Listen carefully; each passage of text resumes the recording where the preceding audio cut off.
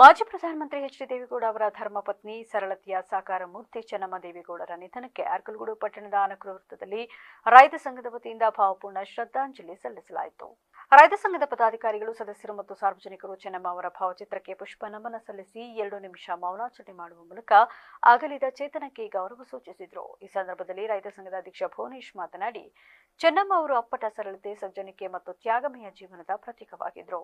ಮಾಜಿ ಪ್ರಧಾನಿ ದೇವೇಗೌಡರ ಸುದೀರ್ಘ ರಾಜಕೀಯ ಪಯಣದಲ್ಲಿ ಅವರ ಬೆಂಬಲ ಮತ್ತು ಪ್ರೋತ್ಸಾಹ ಅವಿಸ್ಮರಣೀಯ. ಅವರ ನಿಧನದಿಂದ ರಾಜ್ಯವು ಓರ್ವ ಆದರ್ಶ ಮಹಿಳೆಯನ್ನ ಕಳೆದುಕೊಂಡಿದೆ ಎಂದು ಕಂಬನಿ ಮಿಡಿದರಲ್ಲದೆ ಅವರ ಆತ್ಮಕ್ಕೆ ಚಿರಶಾಂತಿ ದೊರೆಯಲಿ ಹಾಗೂ ಕುಟುಂಬದವರಿಗೆ ದುಃಖವನ್ನು ಭರಿಸುವ ಶಕ್ತಿಯನ್ನ ಭಗವಂತ ನೀಡಲಿ ಎಂದು ಪ್ರಾರ್ಥಿಸಿದರು. ಈ ಸಂದರ್ಭದಲ್ಲಿ ಸಂಘದ ಸದಸ್ಯರು ಹಾಗೂ ವಿವಿಧ ವರ್ಗದ ಸಾರ್ವಜನಿಕರು ಭಾಗವಹಿಸಿ ಚೆನ್ನಮ್ಮ ಅವರ ಸೇವಾ ಮನೋಭಾವ ಮತ್ತು ಸಮಾಜಕ್ಕೆ ನೀಡಿದ ಕೊಡುಗೆಗಳನ್ನು ಸ್ಮರಿಸಿದರು.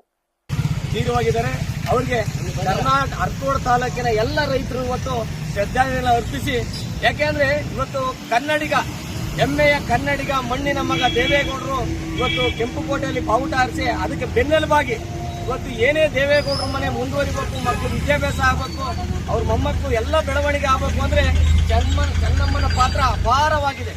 ಆ ಹೆಣ್ಮಗಳು ಯಾಕೆಂದ್ರೆ ಇಷ್ಟು ಸಂಸಾರನ ಇವತ್ತು ಯಾರಿಗೂ ಒಂದೇ ಒಂದು ಕಪ್ಪು ಚುಕ್ಕಿ ಇಲ್ದಂಗೆ, ರಾಜಕೀಯ ಏನೂ ಗೊತ್ತಿಲ್ಲದಂಗೆ ನಾನು ಅವ್ರ ಮನೆಗೆ ಹೋಗಿದ್ದೀನಿ, ಒಂದು ಕಾಫಿ ಕುಡ್ದಿದ್ದೀನಿ, ನೀರು ಕುಡ್ದಿದ್ದೀನಿ, ಒಂದಿನಲ್ಲೂ ಇಡೀ ರಾಜ್ಯದ ಜನ, ತಾಲೂಕಿನ ಜನ, ಹಾಸನ ಜಿಲ್ಲೆ ಜನ ಪ್ರತಿಯೊಬ್ಬರು ಅವ್ರ ಮನೆಗೆ ಹೋಗಿ ಅವ್ರ ಕೈಯಾರೆ, ಆ ಅಮ್ಮ ಕೈಯಾರೆ ಅಡಿಗೆ ಮಾಡಿದ ಊಟನ ಪ್ರತಿಯೊಬ್ಬ ಕುಟುಂಬದಲ್ಲೂ ಒಬ್ಬೊಬ್ರು ಊಟ ಮಾಡಿದ್ದಾರೆ.